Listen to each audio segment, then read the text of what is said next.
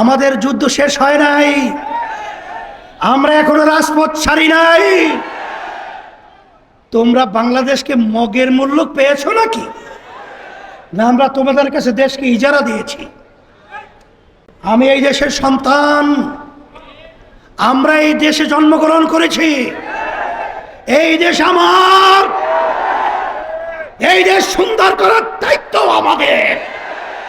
কিন্তু কিছু কিছু দল, কিছু কিছু মানুষ তারা অন্য বিষয়ে ব্যস্ত রয়েছেন।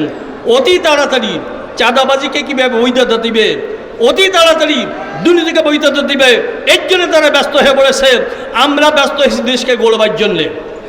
জুলাই অভ্যুত্থানে, জুলাই বিপ্লব নিয়ে বরং বাংলাদেশের রাজনৈতিক দলগুলো লজ্জা হওয়া উচিত।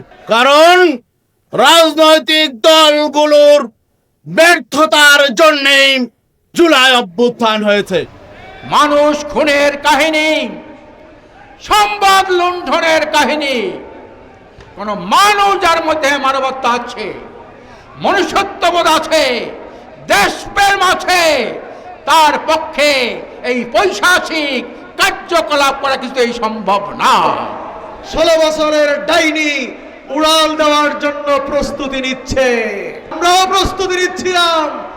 গণভবনে গিয়ে ডাইনিকে আমরা ধরে ফেলব। 2024-এর 5 আগস্ট আমরা রক্তচক্ষুকে উপেক্ষা করিনি। আমরা বুলেটের সামনে দাঁড়িয়ে পারফিউ ভেঙে রাজপথে নেমে এসেছিলাম।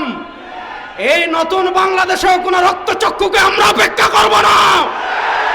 বিশ্বাস চরমনা এবং ইসলামী আন্দোলনকে কেউ যদি রক্তচক্ষু দেখায়, সেই চক্ষুকে আমরা উপড়ে ফেলবো ইনশাআল্লাহ।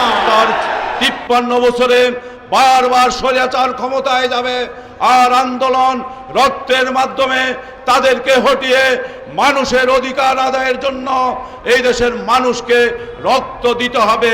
এই দেশের মানুষ এটা আর চায় না।